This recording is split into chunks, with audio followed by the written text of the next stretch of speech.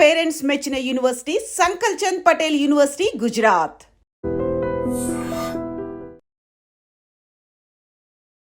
నమస్తే, నేను Kavitha. Welcome to I dream news and నిజాలు.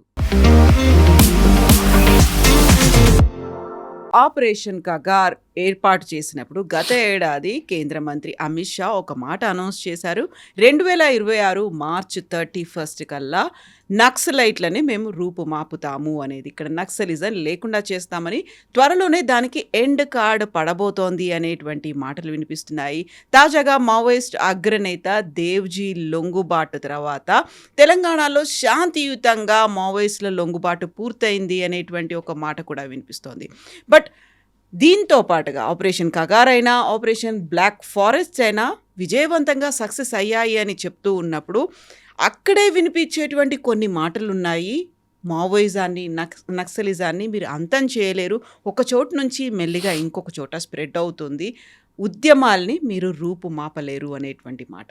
ఏది నిజం? మనతో పాటుగా ఉన్నారు సీనియర్ జర్నలిస్ట్ సురేష్ కొచ్చతిల్ గారు. సార్ నమస్తే.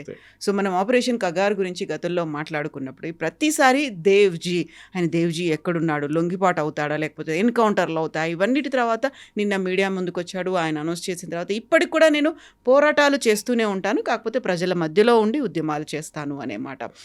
ఎందుకని ఇంత పెద్ద హైడ్రామా అనేది నడుస్తోంది ఆపరేషన్ కగార్ చుట్టూ? ఒకటి, ఇదంతా అమిత్ షా గారు ఒక డెడ్ లైన్ ఇచ్చారు. మార్చ్ 31 లోపల 2026 దాకా నక్సలిజాన్ని మొత్తం దేశం నుంచి తోడ్చి బయటకు వేసేస్తాను, కంప్లీట్గా ఫినిష్ చేసేస్తాను. ఆ టార్గెట్లోనే ఉన్నారు ఆయన. దీనికి కారణం చాలా ఉన్నాయి. దీనికి ఒకటి, coordinated attacks. Central government, Chhattisgarh government, Maharashtra government, Telangana government, Odisha, Andhra, కొంచెం మటుకు మధ్యప్రదేశ్. ఈ గవర్నమెంట్స్ అన్నీ కలిసి పనిచేస్తుంది. ఈసారి మీరు చూస్తుంటారు, లాస్ట్ ఒక 2 సంవత్సరాల్లో చాలా హై డిగ్రీ ఆఫ్ కోఆర్డినేషన్ ఉండే. ఒకటి, చాలా మటుకు యంగ్ ఐపీఎస్ ఆఫీసర్స్ని తీసుకొచ్చారు అమిత్ షా గారు, డైరెక్ట్లీ వాళ్ళ హోమ్ మినిస్ట్రీకి రిపోర్ట్ చేసేలాగా. Highly trained, of course commando units ఉన్నారు, మన దగ్గర గ్రేహౌండ్స్ ఉంది, వాళ్ళ వైపు కోబ్రా ఉంది, మహారాష్ట్ర వైపు మిగతా వాళ్ళ కమాండో ఫోర్సెస్ ఉన్నాయి. కానీ ఈసారి జరిగింది ఏంటంటే, ఎన్కౌంటర్స్ అంతా ఛత్తీస్గఢ్లో నడుస్తాం, ఇది చూసుంటారు. ఆ తెలంగాణలో వచ్చి సరెండర్ చేస్తున్నారు.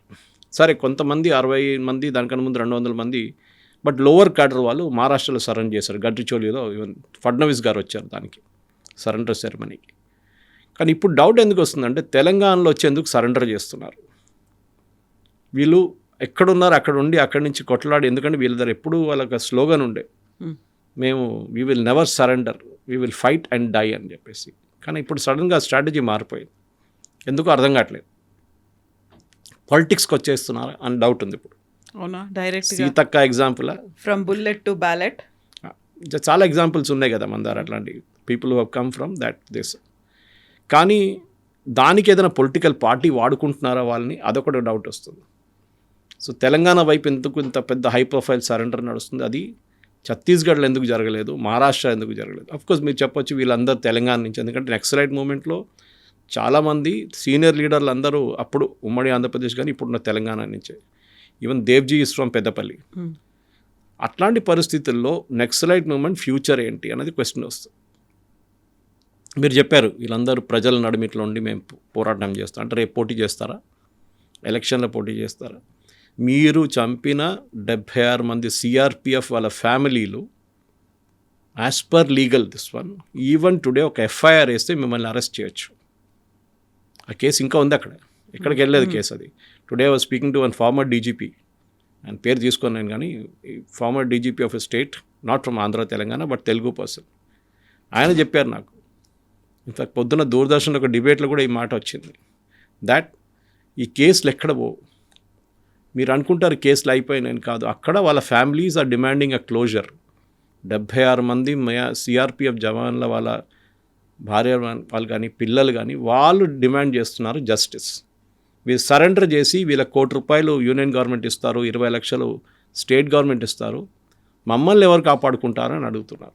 మా ఫ్యామిలీలు కోల్పోతున్నాయి ఎంతోమంది, నాట్ జస్ట్ ఆ సిఆర్పిఎఫ్, దానికన్నా ముందు జరిగింది, దానికన్నా తర్వాత జరిగిన ఎన్కౌంటర్ చాలా మటుకు చనిపోయారు పోలీసు వాళ్ళు. వాళ్ళ ఫ్యామిలీస్ అడుగుతున్నారు, మీరు సరెండర్ మీరు యాక్సెప్ట్ చేస్తున్నారు, perfect, no problem.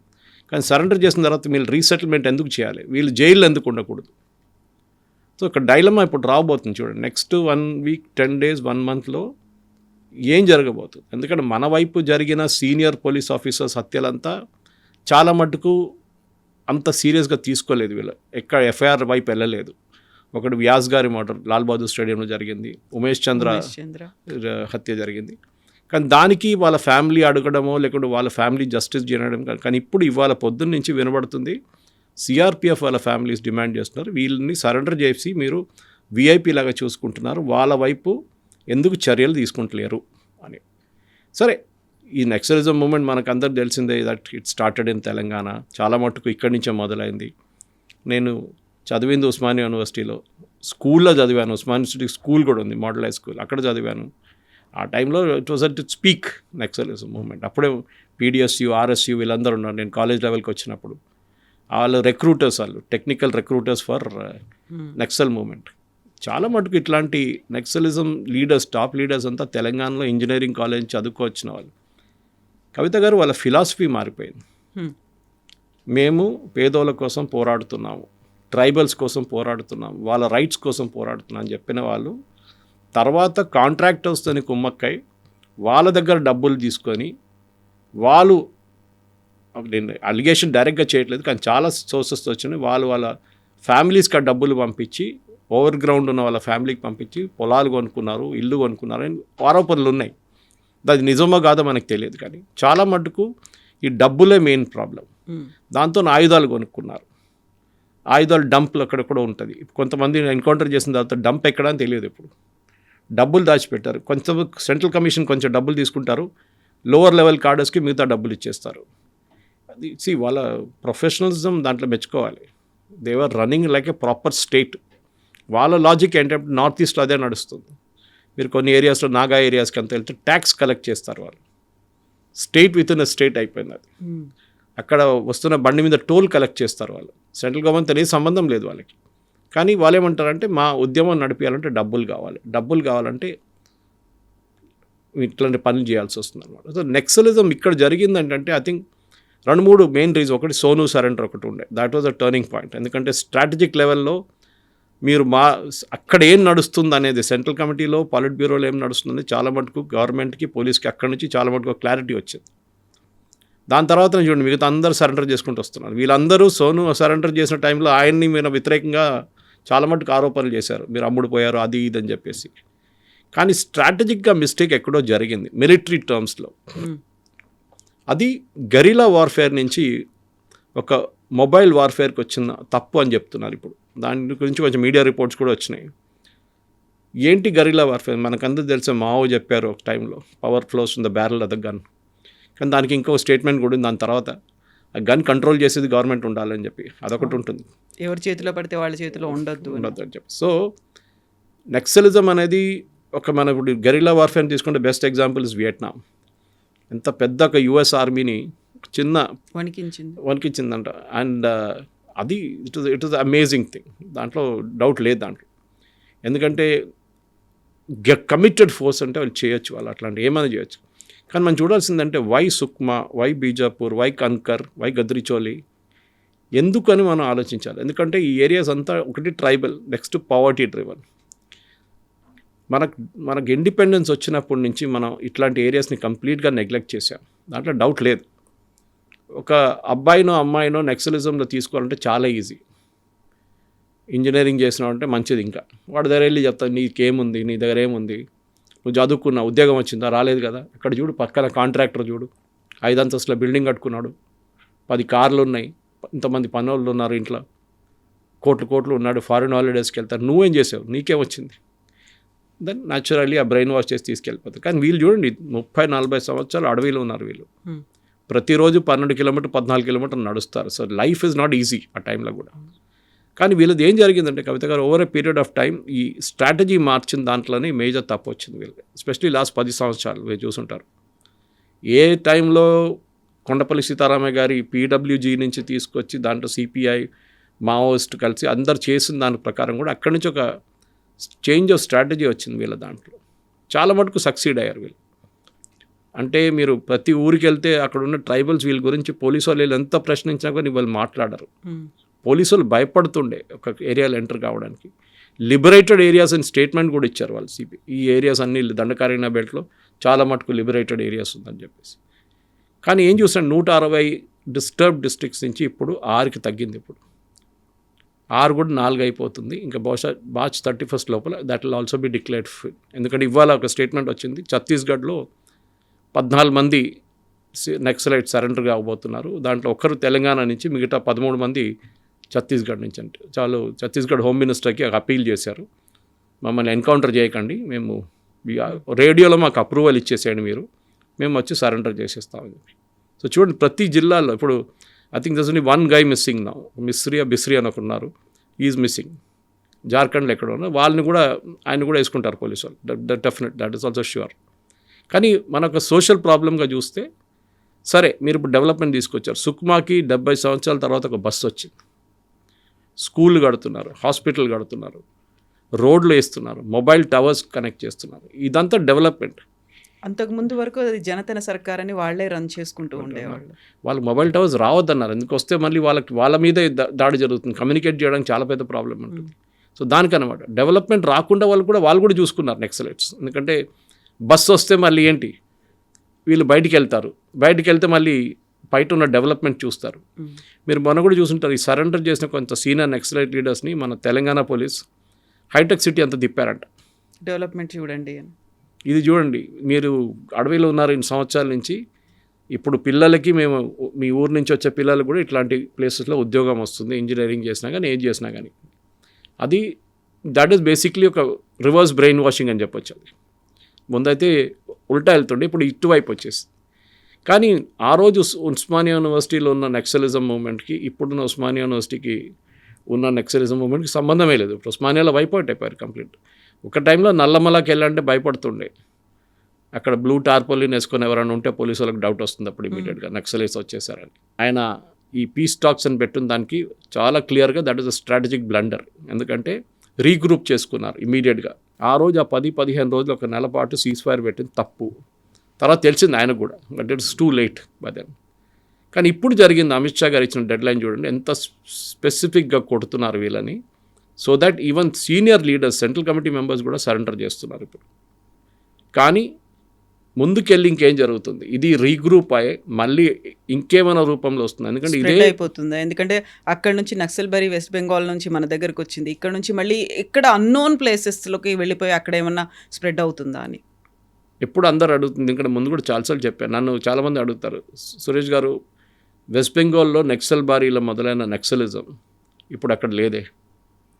Correct. Kerala first elected communist government of the world, EMS Namboodiripad. Naxalism అక్కడ లేదే.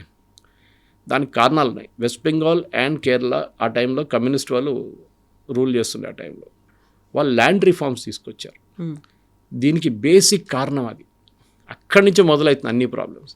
ఒక్కడికి 100 ఏకర్లు 200 ఏకర్లు ఉంటుంది, ఈ పేదోనికి 1 ఏకర్ కూడా ఉండదు. వాళ్ళు ఎట్లా జీవితం ఎట్లా నడిపించుకుంటారు.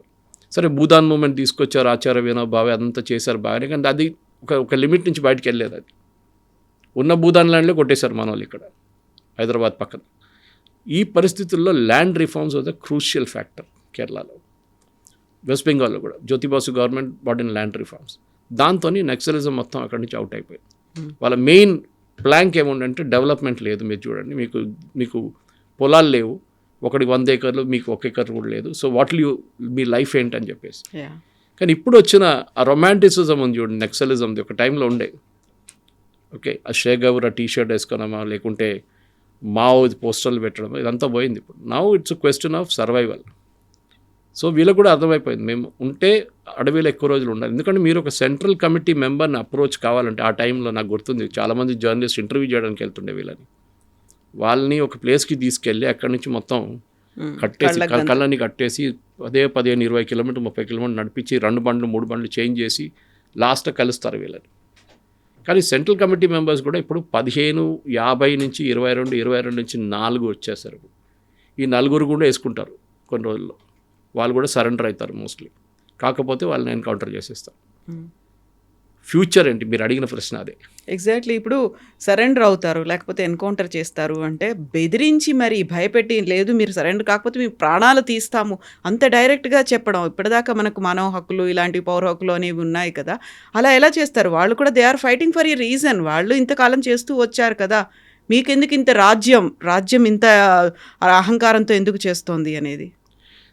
అది 2 పర్స్పెక్టివ్స్ ఉంది కవిత గారు. మనం ఫిలాసాఫికలీ ఆలోచిస్తున్నాం, ఒకటి స్ట్రాటజికలీ ఆలోచిస్తున్నాం.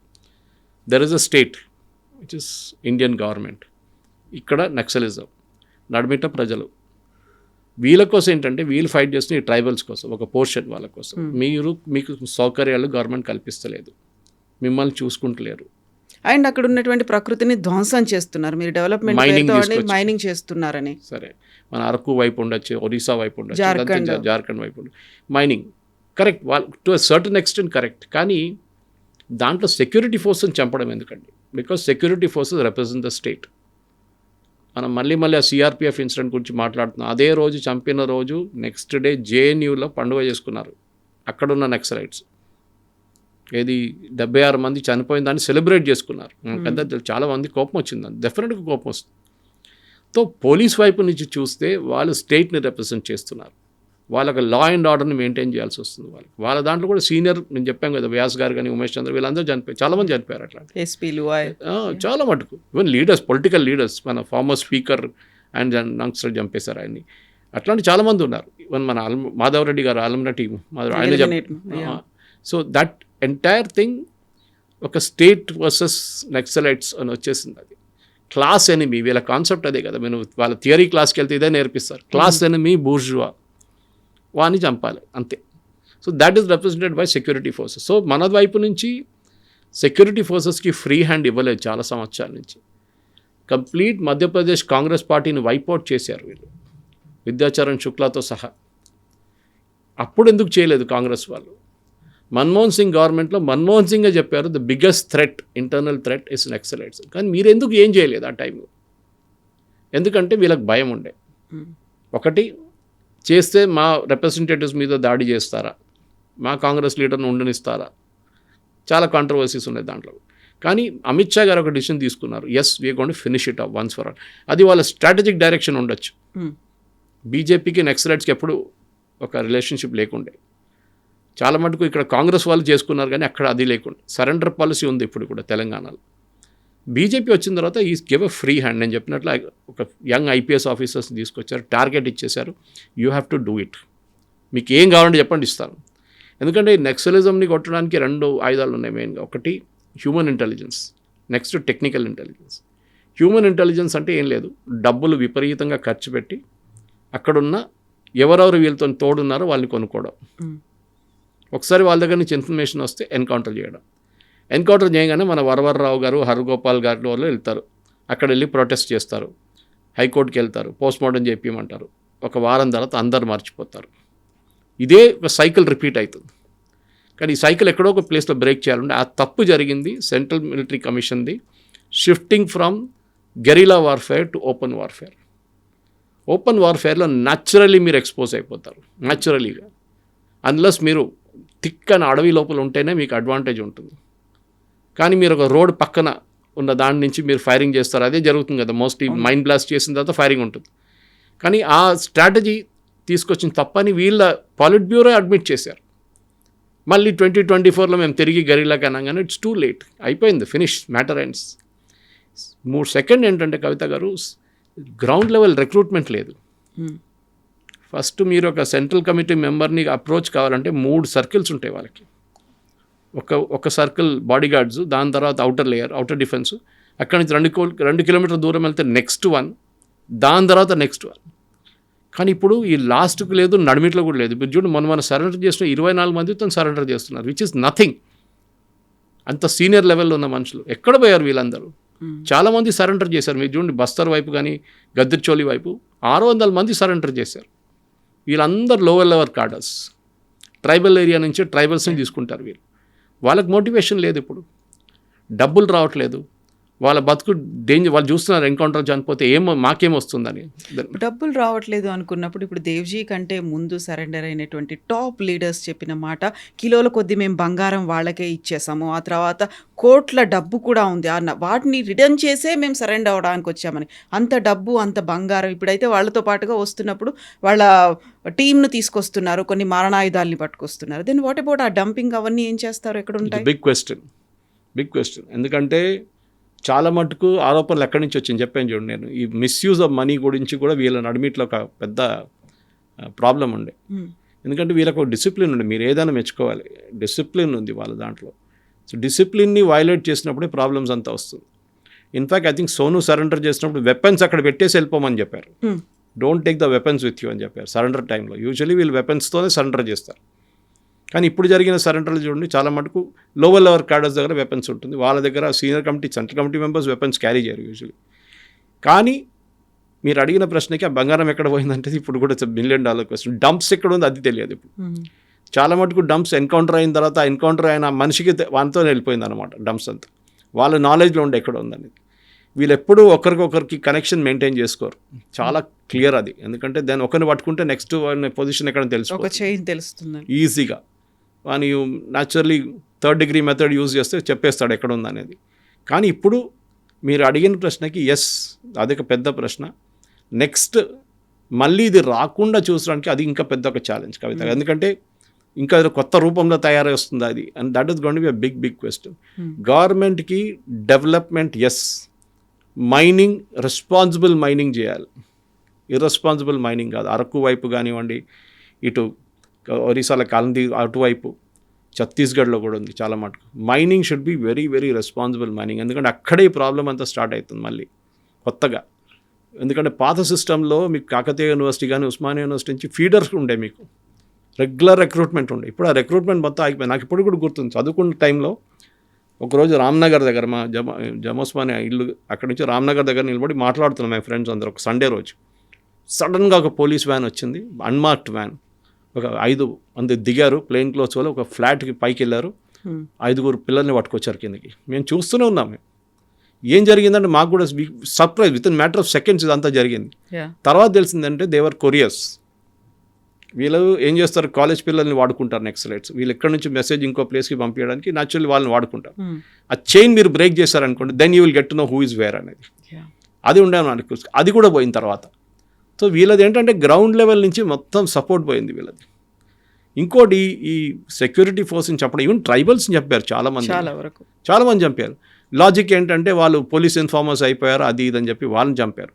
కొంతమందిని ఇవాళ డీజీపీ గారు చెప్పారు నాకు, ఉరి తీశారు చంపకుండా. ఐసిస్ ఎట్లా ఆడుకున్నారు, ఈవెన్ సెక్యూరిటీ ఫోర్సెస్ మన సిఆర్పిఎఫ్ వాళ్ళు చంపిన తర్వాత తల కట్ చేసి ఫుట్బాల్ ఆడుకున్నారంట వీళ్ళు. ఆలోచించండి, అంత దారుణమైన పరిస్థితి ఉండే అక్కడ. సో న్యాచురల్లీ సెక్యూరిటీ ఫోర్సెస్ కూడా వాళ్ళ కోపం ఉంటుంది, చేతిలో దొరికితే వీళ్ళని ఫినిష్ చేసేసారు. అది నక్సలైట్స్ తెలుసు, పోలీసు వాళ్ళకి తెలుసు. వీళ్ళ చేతిలో వాళ్ళు దొరికితే ఫినిష్, వాళ్ళ చేతిలో వీళ్ళు దొరికితే ఫినిష్ అన్నమాట. కానీ ఇప్పుడు గ్రౌండ్ లెవెల్ నుంచి మొత్తం సపోర్ట్ పోయింది, వాళ్ళ పర్సనల్ బాడీ గార్డ్స్ కూడా తగ్గిపోయారు. There is no other way. And next is మన పోలీస్ ఫోర్సెస్ కూడా మెచ్చుకోవాలి. ఒకటి నెగోషియేటింగ్ అని చెప్పి చాలా స్పెషలైజ్ స్కిల్ అది. మీరు డైరెక్ట్గా మాట్లాడితే పెద్ద ప్రాబ్లం అవుతుంది. రేపు పోలీసు వాళ్ళు మాట్లాడుతున్నారు నక్సలైట్స్ వాళ్ళు, ఇండైరెక్ట్గా మాట్లాడాల్సి వస్తుంది థర్డ్ పార్టీతో. మాట్లాడి సరెండర్ చేయడానికి నెగోషియేట్ చేయాలి. అది ఎప్పుడు బయట చెప్పారు, it is the kind of trade secret. అంత అయిన తర్వాత ప్రెస్ కాన్ఫరెన్స్ అనౌన్స్ చేసిన తర్వాతనే వీళ్ళు మీడియా ముందు తీసుకొస్తారు. ఫస్ట్ 2-3 రోజులు డీబ్రీఫింగ్ ఉంటుంది, ఐబీ వాళ్ళు ఉంటారు, ఐబీ వాళ్ళు ఇంటర్వ్యూ చేస్తారు, ఎక్కడ ఏంటి ఎంతమంది ఉన్నారు మొత్తం డీటెయిల్స్ కంప్లీట్గా అడిగిన తర్వాతనే, డీబ్రీఫింగ్ అయిన తర్వాతనే వీళ్ళని మీడియా ముందు తీసుకొస్తారు. అక్కడ కూడా ఎక్కువ ప్రశ్నలు అడగడానికి ఆపర్చునిటీ ఉండదు, అంతే న్యాచురల్లీ అంతే. కానీ ఇప్పుడు జరిగిన ఈ మార్పుల్లో అమిత్ షా గారు విల్ క్లెయిమ్ అ విక్టరీ, అంటే డౌట్ లేదు. Is proved that central government, state government కలిసి పనిచేస్తే నక్సల్ మూమెంట్ అనే మూమెంట్ని ఆపొచ్చు అని ఒక క్లాసిక్ ఎగ్జాంపుల్ అది. దీనికన్నా ముందున్న గవర్నమెంట్స్ ఎందుకు చేయలేదు అనేది, అది రమణ్ సింగ్ గవర్నమెంట్ ఛత్తీస్గఢ్లో ఉండొచ్చు, అప్పుడు బీజేపీ, దాని తర్వాత భూపేష్ బఘెల్ గవర్నమెంట్ కాంగ్రెస్ది, ఇప్పుడున్న గవర్నమెంట్, ముగ్గురు పనిచేశారు. కానీ భూపేష్ బఘెల్ గవర్నమెంట్ కొంచెం వీక్ అయిపోయారు నడిమిట్లో, అక్కడే ప్రాబ్లం వచ్చింది. ఒరిస్సా వైపు బీజేడీ నుంచి బీజేపీ గవర్నమెంట్ మూవ్ అయినప్పుడు మళ్ళీ మొదలైంది అక్కడి నుంచి ప్రెషర్. మధ్యప్రదేశ్ ఎనీవే బీజేపీ తరఫు ఉండే, అటువైపు ఫడ్నవీస్. ఇప్పుడున్న పరిస్థితుల్లో డెవలప్మెంట్ అనేది గవర్నమెంట్ ఆన్ గ్రౌండ్ చూపియాల్సి వస్తుంది. They have to show visible improvement.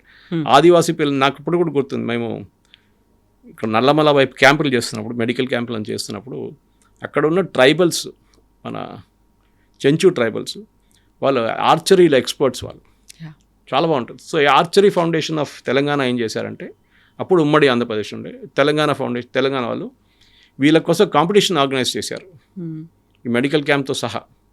దాంట్లో 10 మంది 15 మంది ఐడెంటిఫై చేశారు, చాలా మంచి వాళ్ళని మన ఎస్ఐకి పంపించి పటియాలాలో కోచింగ్ ఇచ్చారు, స్పెషలైజ్డ్. అక్కడ కాకుండా ఇక్కడ ఢిల్లీలో ఎక్కడో ప్లేస్లో చేశారు వీళ్ళు.